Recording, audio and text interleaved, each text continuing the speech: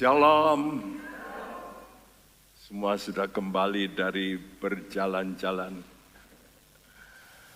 Saudaraku, saat begitu cepat kita akan mengakhiri bulan April ini. Sebentar masuk bulan Mei. Ya. Jadi kita mesti terus pandang ke depan. Ya. Itulah tema setahun ini. Kita mesti mempunyai pandangan visi ke depan, apa yang akan datang. Dan apa yang akan datang itu bukan hal yang menakutkan.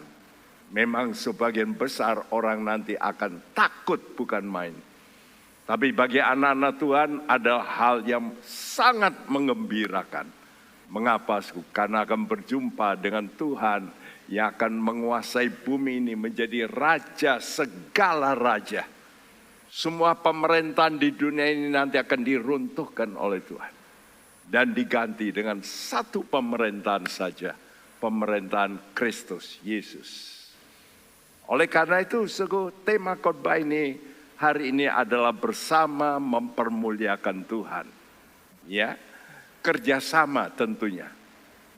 Namanya bersama, kita mesti kerjasama. Sudah melihat di sini. Ada yang muda, anak-anak yang setengah baya, ada yang sudah tua, yang berjanggut, ya rambutnya putih. Tapi sudah melihat apa yang paling dekat dengan Yesus. Coba sudah tebak. Siapa yang paling dekat dengan Yesus? Dalam batin sudah berkata apa? Siapa itu? Nanti saya jawab, nanti sudah kaget. Yang paling dekat dengan Tuhan dan terus dekat dengan Tuhan, keledai. Benar? Terus nempel tuh. Ya. Nah, karena itu selama bulan ini kita bicara tentang keledai. Keledai ini satu binatang yang sangat unik. Ya, ini binatang yang bisa liar, tapi bisa juga tidak liar. Nah itu hebatnya. Ya, dan binatang ini sangat guyup. Betul-betul mempunyai komunitas. Jadi dia kalau liar itu tidak sendiri, guyup bersama-sama. Ya, nah kita selama sebulan bicara tentang seorang pribadi yang bernama Isakar. Ya, Isakar dalam Kejadian 49 ayat 14 dan 15 sekali lagi dibacakan. Isakar adalah seperti keledai yang kuat tulangnya, yang meniarap di apit bebannya. Ketika dilihatnya bahwa perhentian itu baik dan negeri itu permai, maka disedengkannyalah bahunya untuk memikul, lalu menjadi budak rodi. Iya, Bapak Yakob sebelum dia berpisah dengan anak-anaknya, dia memberi nubuat. Ya, dan salah satu anaknya dikatakan Isakar itu seperti keledai. Kalau saudara dianggap seperti keledai, saudara biasanya akan marah. Kenapa? Karena dunia menganggap keledai itu binatang yang bodoh. Tapi saudara melihat, memang bodoh kalau liar. Tapi kalau dididik bukan main. Mempunyai kekuatan yang dahsyat. Dulu transportasi, semua transportasi bukan dipakai kuda. Tidak. Dipakai keledai. Kuda kan lebih kuat. Memang. Tapi tidak tahan lama. Nah itu bedanya. Kuda itu memang kuat. Tapi nggak tahan lama untuk menanggung beban. Tapi keledai, walaupun lebih kecil, tapi kuat menanggung beban. Bahkan bisa berjalan 50 km tanpa berhenti. Bayangin dengan beban yang berat, dia sanggup. Dan bahkan dikatakan, keledai ini punya visi, dikatakan, ya. Ketika dilihatnya perhentian itu baik. Jadi keledai ini tahu setelah dia memikul, nanti akan berhenti.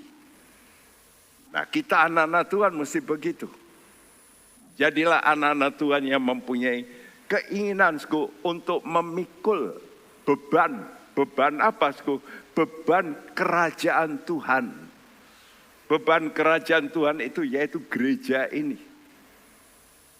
Banyak orang tidak mengerti.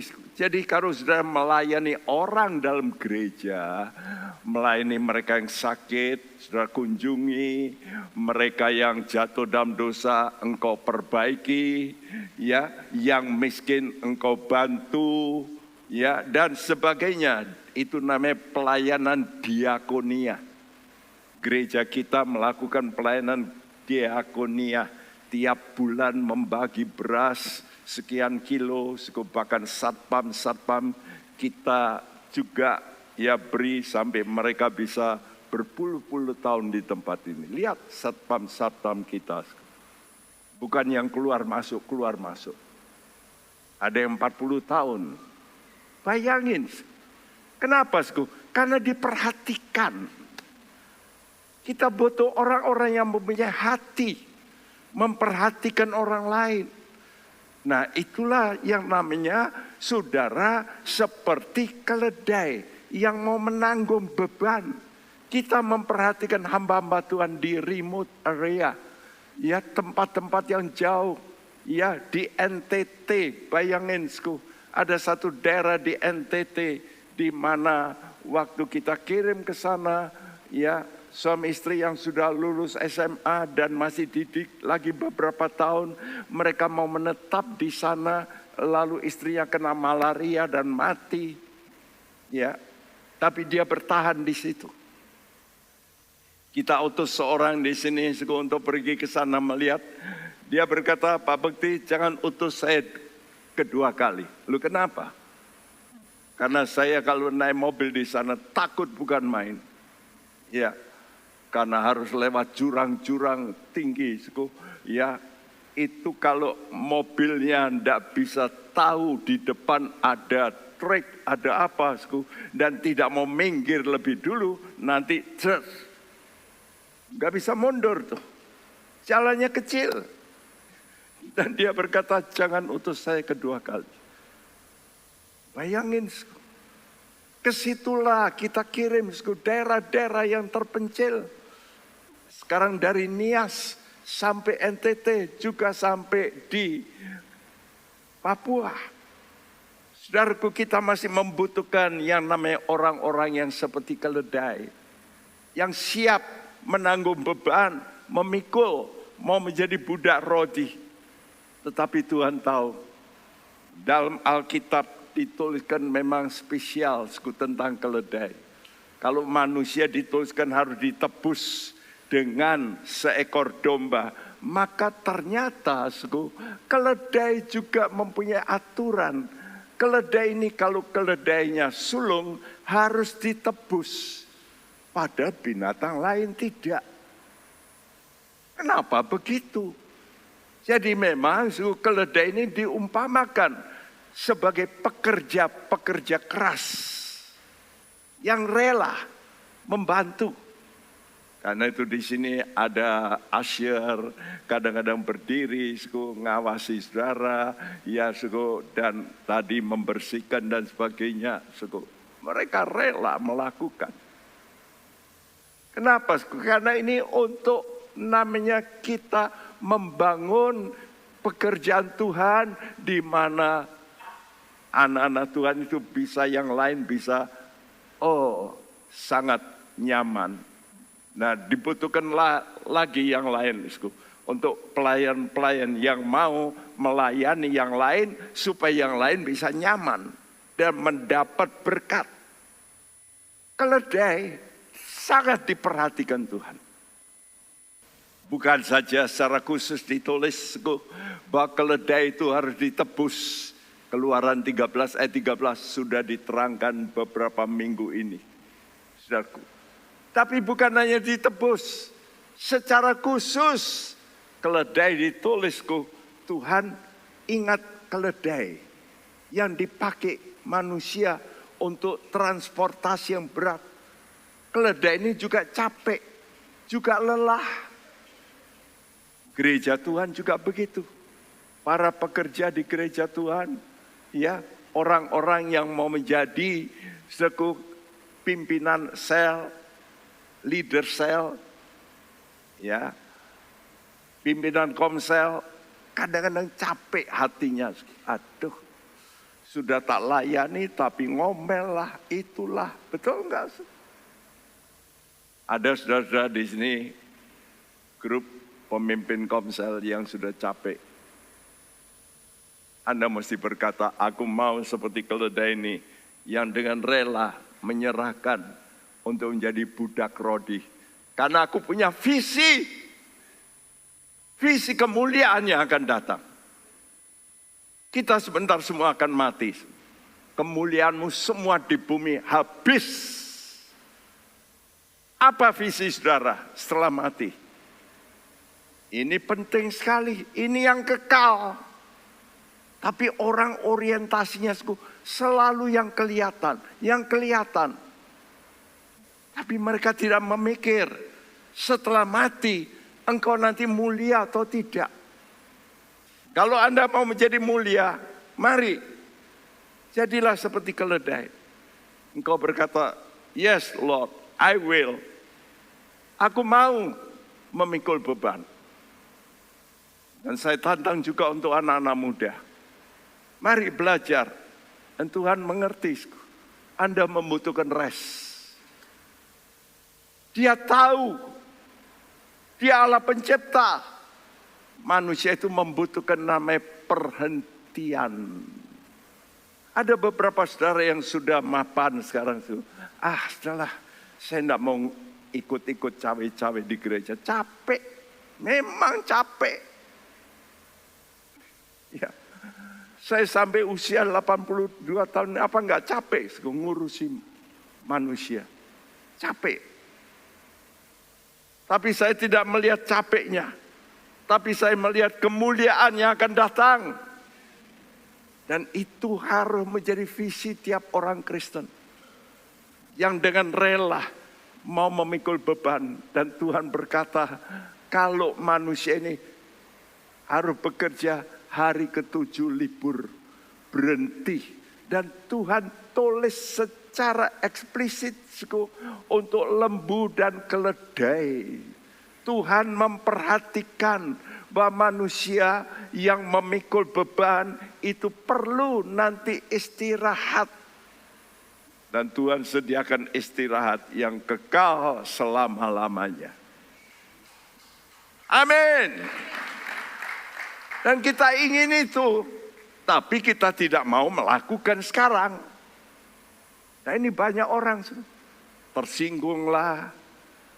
Saya tidak diperhatikan, saya tidak dihormati, saya nggak mau lagi. Kalau saudara model begitu, saudara itu tidak menjadi budak rodi. Budak belian yang sudah dibeli oleh darah Kristus. Mari siapkan hidup Anda. Nah, tujuan khotbah ini kalau saudara, oke Tuhan, kalau begitu saya sekarang mulai mengerti, saya mau belajar untuk melayani dengan baik, ya. Jadi pimpinan komsel di sini banyak komsel gugur setelah pandemi. Saya minta ayo bangkit kembali, jangan malas, jangan capek, ngurusi manusia memang paling capek.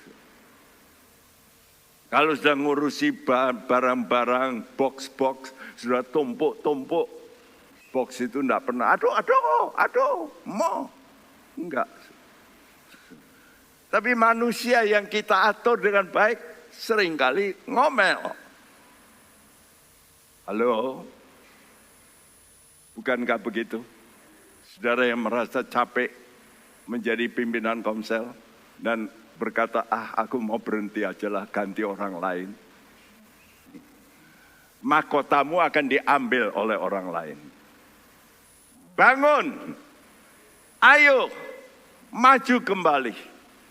Saya gugah Anda.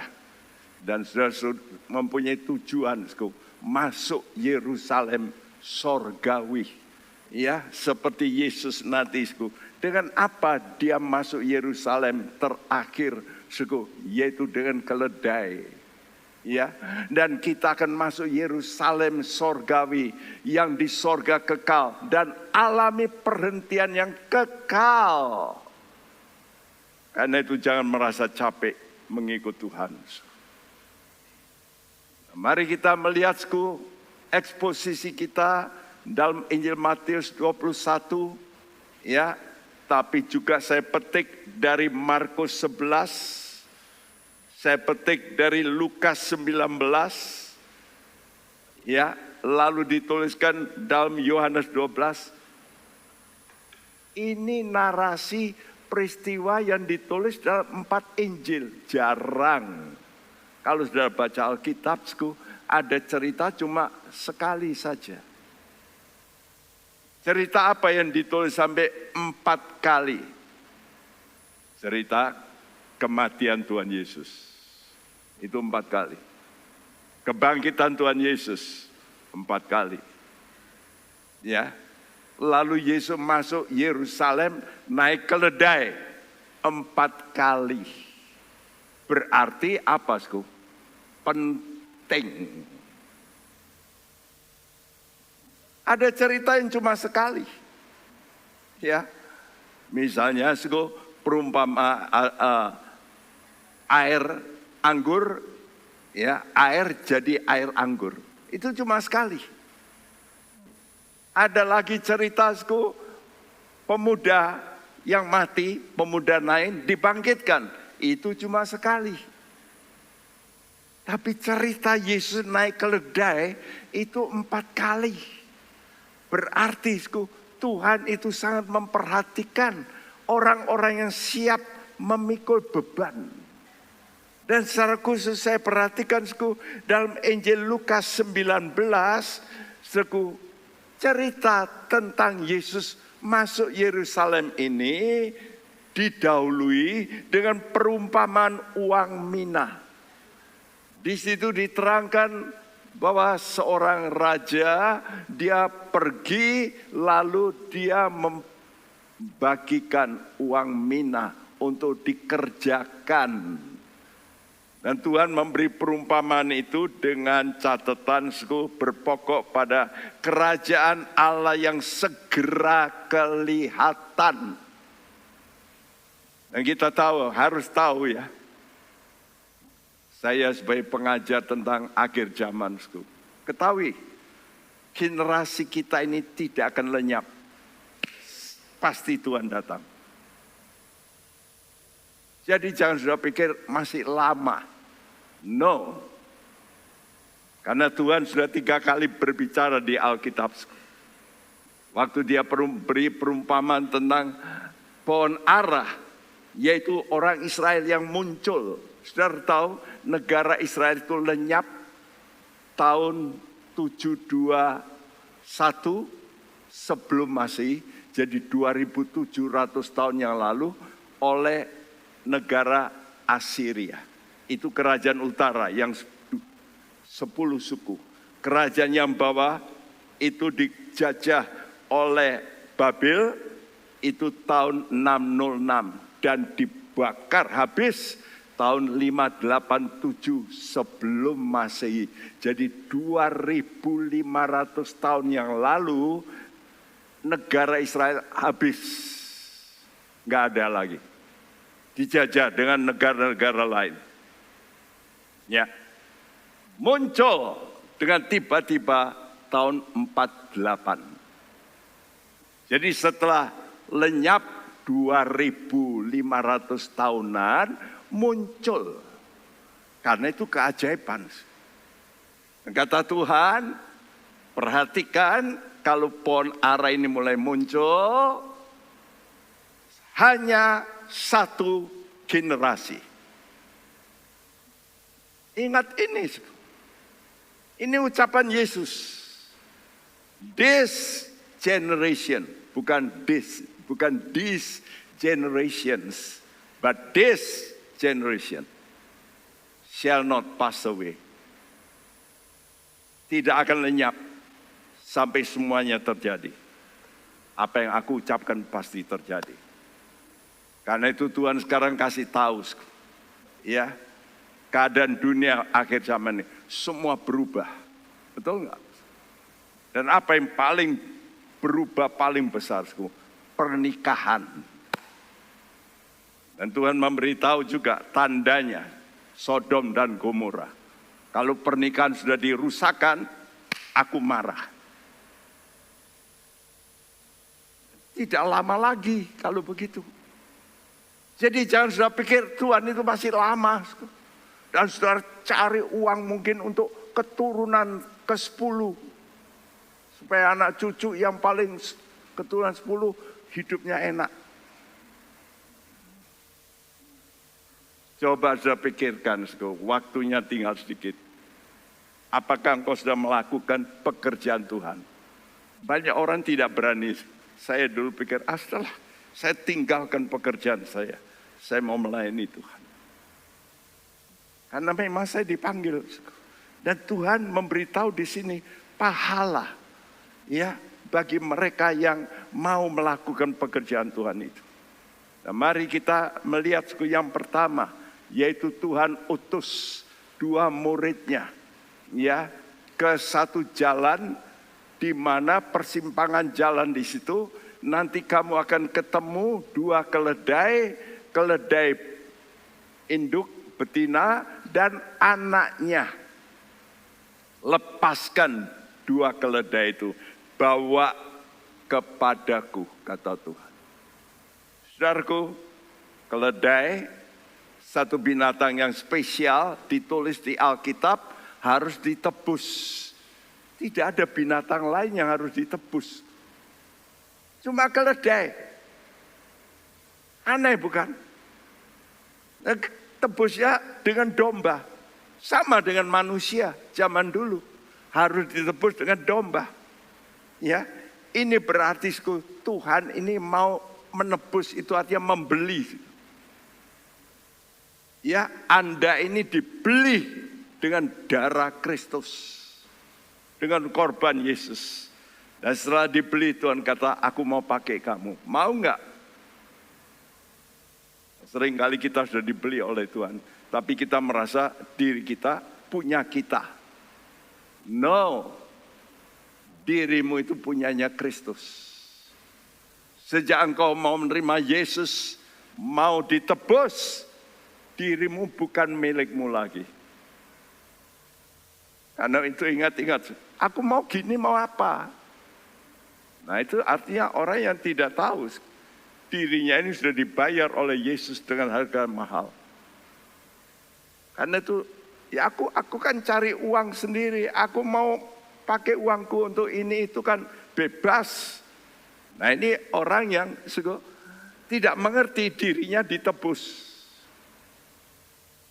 Kalau engkau mengerti dirimu ditebus, waktumu, uangmu, kekayaanmu, pikiranmu, kehebatanmu itu milik Tuhan. Engkau mesti hati-hati. Jangan sampai salah pakai. Banyak orang yang tidak mengerti. Ya, saya sedih. Karena mereka tidak mengerti harga tebusan itu mahal. Matius 21 ayat 1-3.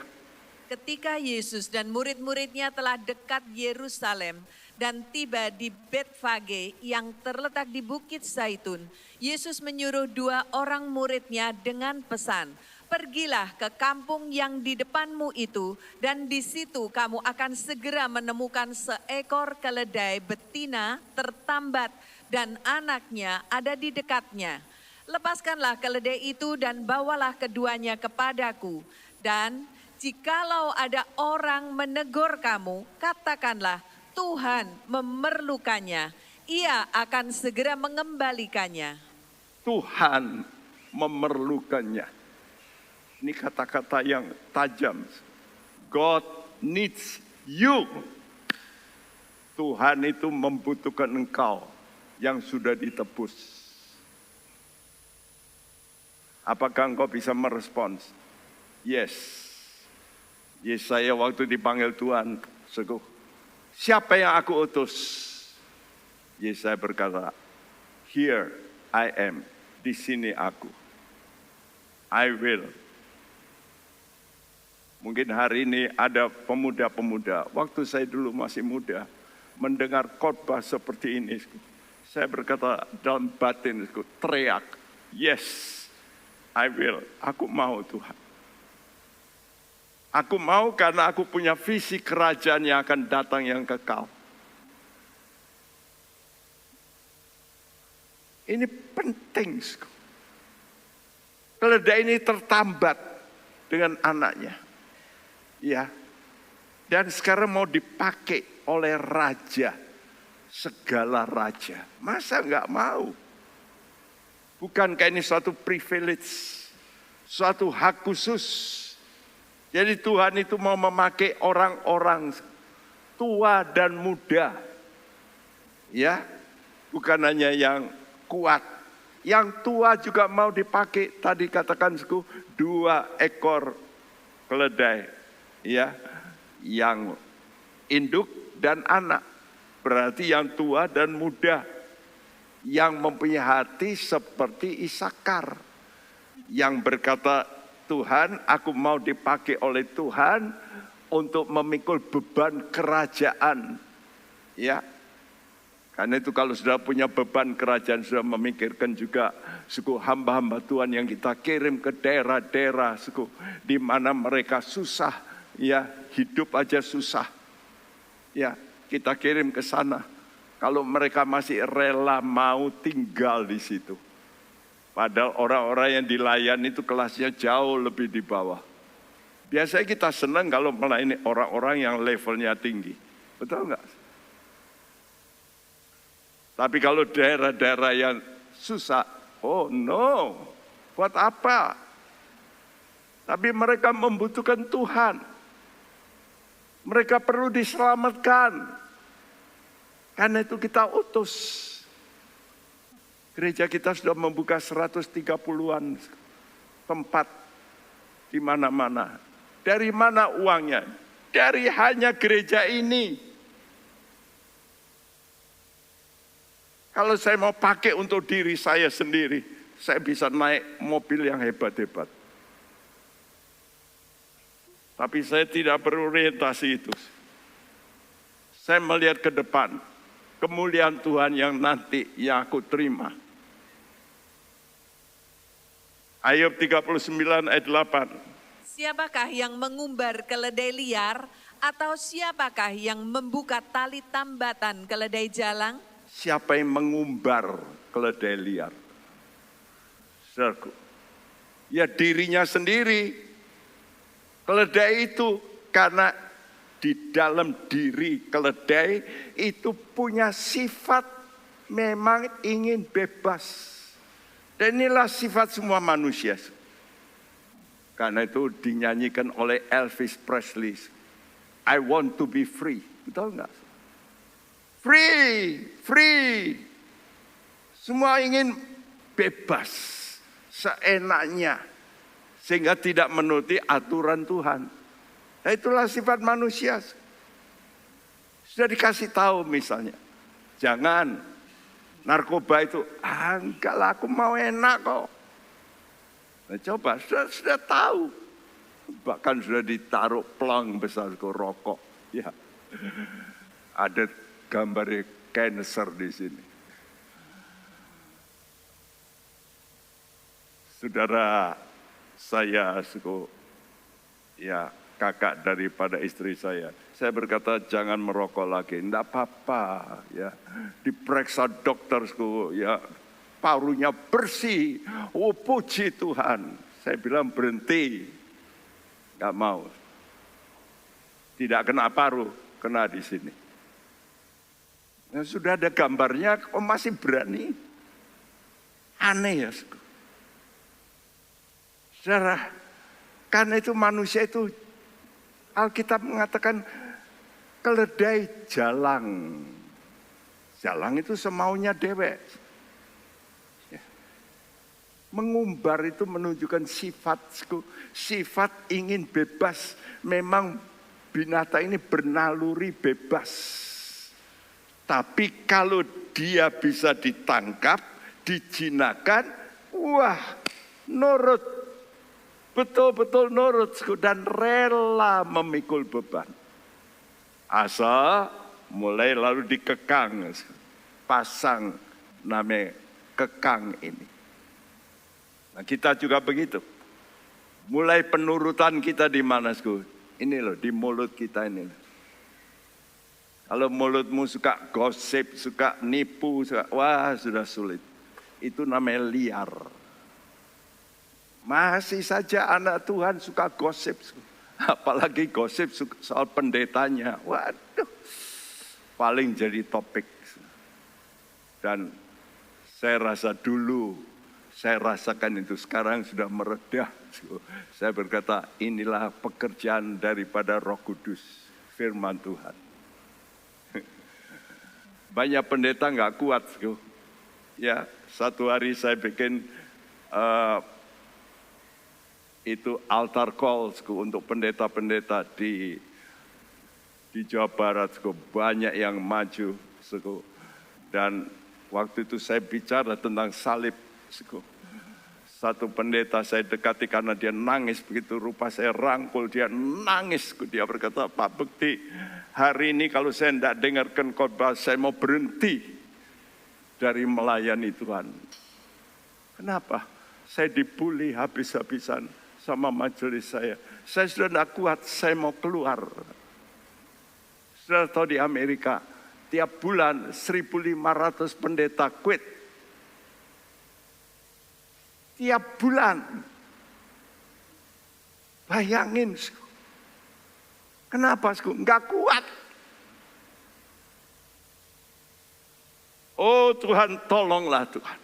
Supaya umatmu belajar mendoakan hamba-hamba Tuhan.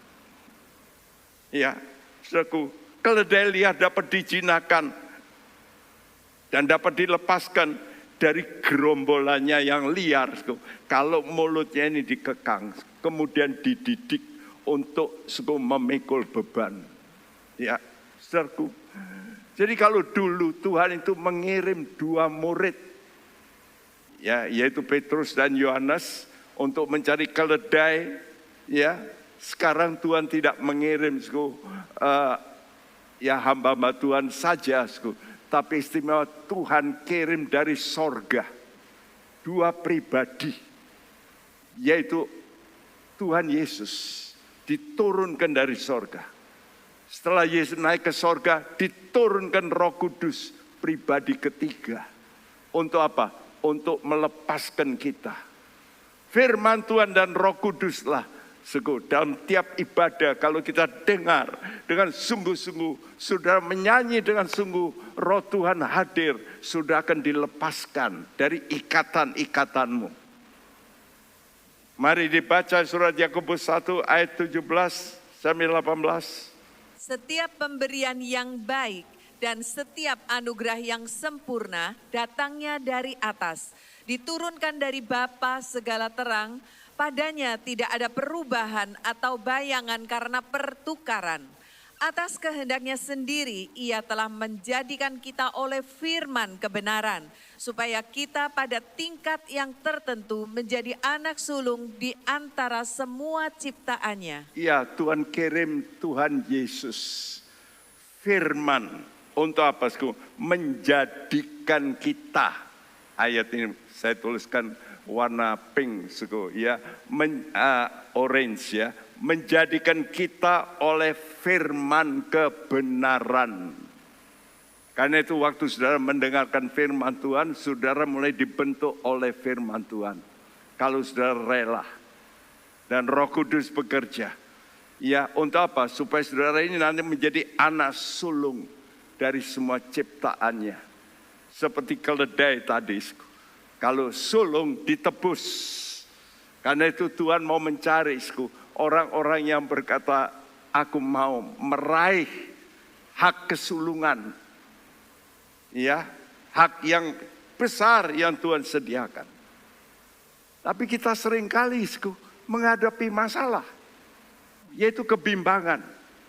Aduh, saya dulu juga waktu dipanggil Tuhan, saya mulai bimbang, ini saya sudah kuliah sekian lama, belajar begitu rupa, apalagi di elektro itu untuk matematik dan juga fisika, sukarnya bukan main. Ya. Dan saya pernah ketiduran oleh karena ujian ya 3 SKS, 2 mata pelajaran sekaligus 1 hari. Setelah saya pulang, saya tidur, orang gembrang-gembrong, saya nggak dengar. Teman saya berkata sampai, wah digedor, kamu mati ya. Sampai didobrak, baru disenteri, baru saya bangun. Loh, kenapa? Nah, tadi gedor-gedor kamu nggak dengar. Tapi waktu Tuhan panggil, saya mesti melepas semua itu. Dari semua ilmu yang saya cari semua serasa hilang. Tapi tidak. Saya pikir bukan begitu. Yang dibutuhkan sekolah itu nalar. Bagaimana memikirkan dengan baik. Memang sulit. Ya. Nah, hidup kita seringkali dalam persimpangan. Nah, persimpangannya aku mau milih kemana ini? Wrong or right? Wrong way or right way? Jalan yang benar apa jalan yang enggak benar? Semua kita. Waktu kita mulai lahir kita enggak ngerti. Tapi setelah sekolah kita mulai ngerti. Mau sekolah apa? Setelah lulus banyak kali setelah lu kok enggak cocok sekolahku. Betul kan? Ya. Banyak kali setelah kuliah, loh kok enggak diteruskan itu? Kan begitu. Setelah itu sudah memilih cari istri. Lalu kadang-kadang bisa salah. Lalu cari kerjaan, bisa salah. Dan kita selalu dihadapkan dengan namanya persimpangan jalan. Istimewa pemuda-pemuda yang sekarang mencari tujuan. Seringkali bingung mau kemana ini. Dalam persimpangan jalan. Saudara butuh Tuhan. Ya, saya tidak pernah menyesal untuk memilih pekerjaan Tuhan. Walaupun mula-mula saya dulu kalau di perusahaan di Amerika datang pakai dasi dan sebagainya, jadi hamba Tuhan. Saya ke kampung-kampung dengan istri saya, naik sepeda, saya tidak malu, saya lakukan. Karena saya tahu saya budak, rodi. Saya harus melakukan apa yang diperintahkan Tuhan. Dan di sini saya petik dari Markus 11 ayat 2 dan 4 yang berbunyi. Pergilah ke kampung yang di depanmu itu. Pada waktu kamu masuk di situ, kamu akan segera menemukan seekor keledai muda tertambat yang belum pernah ditunggangi orang. Lepaskan keledai itu dan bawalah kemari. Mereka pun pergi dan menemukan seekor keledai muda tertambat di depan pintu di luar, di pinggir jalan, lalu melepaskannya. Saya ambil dari Injil Markus karena Matius tidak menerangkan bagian ini secara spesifik. Ya, keledai muda tertambat yang belum pernah ditunggangi, dan ini tidak ada di Injil Matius. Lalu juga tertambat di depan pintu di luar, di pinggir jalan. Ya, ini pun tidak ada di Injil Matius. Dalam bahasa Inggrisnya dikatakan in a place where two ways met. Jadi jelas di persimpangan jalan. Ya. Jadi bayangin keledai ini belum pernah ditunggangi. Coba kalau keledai yang belum pernah ditunggangi, dia belum bisa mengerti. Dan bahaya kalau orang naik keledai yang belum pernah ditunggangi. Biasanya beban tidak apa-apa, dia ngamuk. Ya paling bebannya yang ya melompat. Tapi kalau orang, wah bisa nanti jatuh, patah tulang. Tapi Yesus, dia berkata, aku mau pakai. walaupun belum pernah ditunggangi, aku bisa menaklukkan. Sudah tahu apa yang bisa menaklukkan hati anak-anak muda? Kasih. Kasihnya Tuhan. Karena itu orang tua, ayo bimbing anak-anakmu supaya mereka tahu tentang kasih Tuhan. Banyak anak-anak muda berontak, tidak menurut orang tua. Saya lihat di jalan-jalan, orang-orang anak-anak muda, ya potongannya pakai peng begitu, tengahnya kayak jengger begitu, lalu dicat macam-macam dan minum-minum. Kenapa begitu? Karena tidak mau diatur orang tua.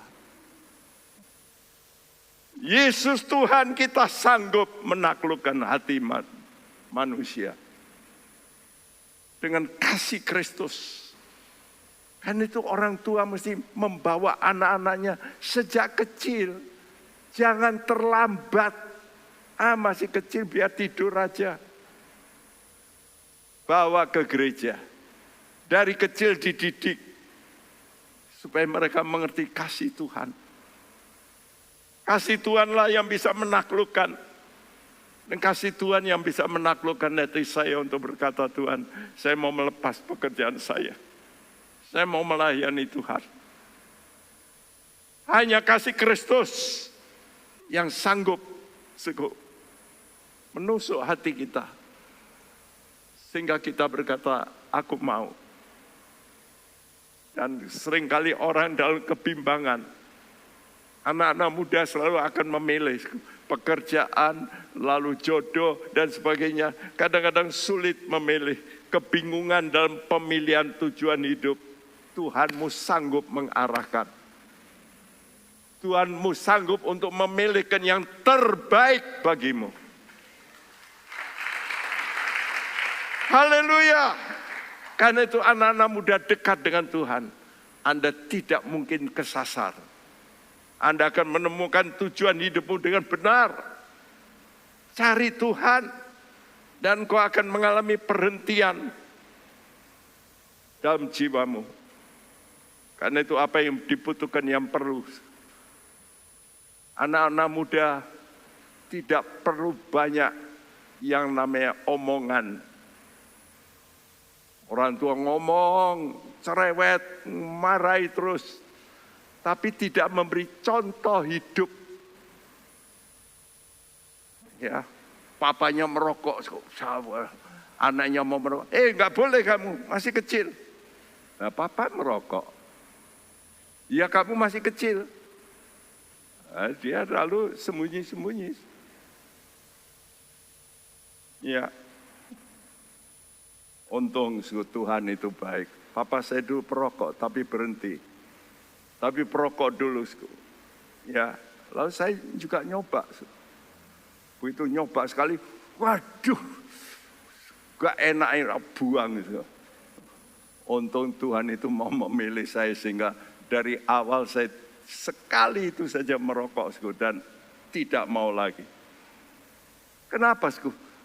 Yang penting itu bukan omongan. Ya, talk only. Ya. Jadi jangan menjadi orang tua yang cuma ngomong, ngomel tapi tidak memberi teladan. Ngomong terus. Ya. Dulu kan begitu ya, kalau ada telur kuningnya 2, anak-anak, enggak boleh. Nanti kamu kalau makan ini anakmu nanti bisa dempet. Melahirkan gandeng, kembar siam. Itu saya dengar waktu saya muda. Kalau ada pisang gandeng itu, enggak boleh anak-anak, enggak boleh. Itu kenapa? Nanti keluarnya bisa punya kembar siam. Oh, sing enak enggak boleh. Enggak masuk logika gitu loh buat anak-anak. Anak itu melihat dan dia melakukan. Karena itu mari yang senior dalam gereja ini. Orang-orang tua di rumah berilah teladan. Ya, kamu nuntut anakmu untuk tidak bertengkar nanti menikah. Tapi kamu sendiri bertengkar terus di depan anak-anak. Bagaimana bisa? Orang muda itu membutuhkan fakta hidup. Yang dilihat, bukan yang diomeli. Karena itu heran. Saya lihat gambar ini. Tadi kita mendengar Tuhan menyuruh melepaskan 2 keledai. Tapi dalam Injil Markus ditulis cuma 1 keledai. Ya. Coba kita baca ini. Matius 21 ayat 4-5 yang kuning saja tolong bacakan. Ini sudah saya ubah ya. Karena berbeda dari terjemahan bahasa Indonesia. Hal itu terjadi supaya genaplah firman yang disampaikan oleh Nabi. Katakanlah kepada putri Sion, lihat rajamu datang kepadamu, ia lemah lembut dan duduk di atas seekor keledai dan seekor anak keledai yang di bawah beban. Iya. Terjemahan bahasa Indonesia ayat 5, katakanlah pada putri Sion, lihat rajamu datang padamu, ia lemah lembut dan mengendarai seekor keledai beban yang muda. Itu Alkitab Anda, ya. Tapi mestinya saya tuliskan di sini, ia lemah lembut dan duduk di atas seekor keledai yang tua, ya, dan seekor anak keledai yang dibawa beban. Jadi Tuhan duduk di mana? 2 keledai. Dan, ya, ini seperti bahasa Inggrisku, sitting upon an ass, itu keledai betina, and a colt, itu yang muda. The foal, pakai kata huios, of an ass. Ya, jadi ada kata-kata yang sangat penting di sini. Ya, kata-kata ini dipakai Tuhan untuk menunjukkan bahwa keledai muda itu kenapa bisa ditunggangi Tuhan, karena dia punya karakter induknya. Kata huios itu anak, ya, anak itu macam-macam dalam bahasa Greek, ya. Tapi salah satu huios itu anak yang punya karakter, nurun dari orang tuanya. Nah, kita anak Tuhan itu mesti menjadi huios Tuhan. Punya karakternya Yesus. Karena itu orang tua harus punya karakter Yesus. Salah satu karakter Yesus yang terpenting apa? Paling penting, hati yang lemah, lembut, dan rendah hati. Karena itu Tuhan kata, belajarlah kepadaku, bukan ilmu ilmu soteriologi, ilmu akhir zaman, tidak. Belajarlah kepadaku punya hati lemah lembut dan rendah hati. Kamu belajar itu aja. Karena itu Tuhan benci orang apa? Orang sombong. Sedikit tersinggung, ngamuk. Maki, nah, itu kan nggak senang, ya, keras kepala. Makanya kalau sudah lihat di rumah tangga juga begitu, pembantu keluar masuk, kenapa? Ya, kenapa? Ya, orang-orang dekat saudara nggak bisa tahan, kenapa? Saudara mesti check up, why? Kita mesti sadar, karakter kita lah yang mesti diubah. Seringkali kita menuntut orang lain berubah. Bagaimana orang lain berubah? Ubah diri kita lebih dulu. Baru orang lain akan berubah. Saudaraku, karena itu hanya dengan cara inilah senior memberi teladan yang baik. Ya, jadi dalam jemaat juga begitu, harus punya karakter lemah lembut. Supaya pemuda-pemuda itu terinspirasi. Waduh, papaku kok sabar ya. Saya bersyukur, baru-baru ini saya menguburkan kakak saya, 84 tahun. Sudah sakit 5 tahun, kurus, tinggal pembalut tulang. Sampai bongkok, ya. Saya masih ingat juga saudara dari mama saya dulu juga begitu, karena main majok terus, bongkok. Seringkali saya gendong juga, ya, untuk diminta mama tolong pindahkan, saya gendong. Sampai begitu rupa. Kakak saya juga meninggal, tapi waktu anak-anaknya bersaksi, saya punya papa yang tidak pernah memarahi saya. Dia kerja keras. Dan itu dilihat. Dan itu contoh. Jadi orang tua berilah contoh hidup.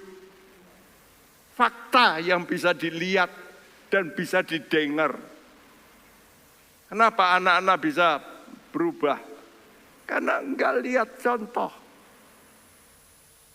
Contoh yang baik. Berilah teladan yang baik. Anak-anak muda membutuhkan teladan yang baik dari orang-orang yang tua. Dalam perkataan, dalam perbuatan. Sehingga kalau begini bisa dipakai bersama nanti. Nah, kerjasama generasi ini penting. Yang tua, yang muda, satu kali kalau Tuhan datang, apakah engkau dan anakmu juga bisa menyambut Yesus? Atau cuma engkau saja? Anakmu tidak. Anakmu ikut hal-hal yang lain. Ayo antarkan Yesus nanti menyambut Yesus dengan kerjasama. Ya, Matius 21 ayat 7 berkata, mereka membawa keledai betina itu bersama anaknya, lalu mengalasinya dengan pakaian mereka, dan Yesus pun naik ke atasnya. Ya, jadi, and they brought the ass, even the colt, and put the clothes on them, and he sat on them. Dia duduk di atas mereka. Berarti mula-mula tentu yang senior. Karena yang muda ini belum pernah ditunggangi. Ya, jadi dia melihat, oh itu enggak apa-apa ya. Jadi waktu Yesus beralih duduk pada yang muda, dia berkata, oke, saya pun akan seperti mamaku. Aku mau enggak berontak. Aneh, belum pernah ditunggangi. Bisa langsung nurut. Dengan apa? Melihat perbuatan dari induknya. Mari kita komit hari ini.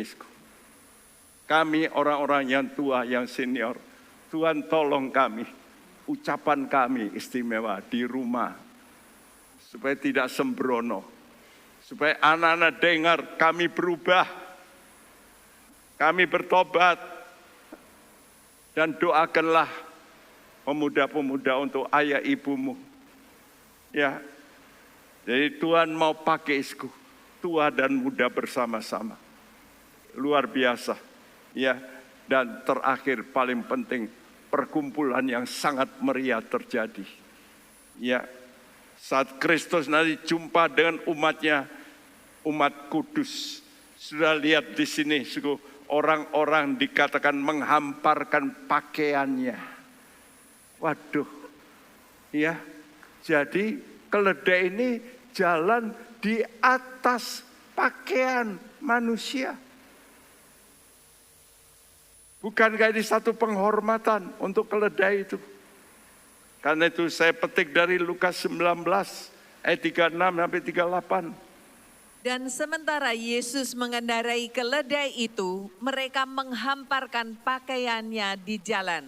Ketika ia dekat Yerusalem, di tempat jalan menurun dari Bukit Zaitun, mulailah semua murid yang mengiringi dia bergembira dan memuji Allah dengan suara nyaring oleh karena segala mujizat yang telah mereka lihat. Kata mereka, diberkatilah dia yang datang sebagai Raja dalam nama Tuhan. Damai sejahtera di sorga dan kemuliaan di tempat yang maha tinggi. Wow, bukan main, rakyat waktu itu melihat itu, mereka menghamparkan pakaiannya di jalan. Apa artinya? Dan semua murid bergembira. Karena apa? Karena menyambut Yesus sebagai Raja. Orang banyak menghamparkan pakaian ini menunjukkan simbol ketundukan. Oke, aku mau menundukkan diriku kepada pribadi ini yang kami angkat sebagai Raja. Dan ini nanti sudah dapat baca dalam 2 Raja-Raja 9 ayat 13. Waktu Yehu diangkat menjadi Raja, rakyat melepas pakaiannya, menaruh di jalan dan bersorak, Yehu Raja. Tapi Yehu akhirnya murtad. Tapi Tuhan Yesus adalah Tuhan pribadi yang dahsyat, yang setia kepada Bapa, dan dia akan datang sebagai Raja. Maukah kita melepas segala atribut, ya, kebesaran kita, dan kita katakan, ya Yesus, kami mau datang kepadamu. Kami mau angkat engkau sebagai Raja di atas segala raja. Yesus adalah amat indah dan ajaib. Dia mau menjadikan saudara nanti akan menjadi raja-raja kalau mau bersama dengan dia. Karena itu saya tantang pemuda-pemuda setelah mendengar ini. Mungkin tergerak dalam hatimu, engkau berkata, yes Lord, I will. Saya mau melayani engkau. Saya mau lebih giat dalam pekerjaan Tuhan. Juga bagi yang sudah usur, saudaraku, apa yang sudah cari di dunia ini, semua harta bendamu engkau akan tinggal. Tapi satu, kemuliaan yang Tuhan berikan itu akan kekal selama-lamanya. Haleluya!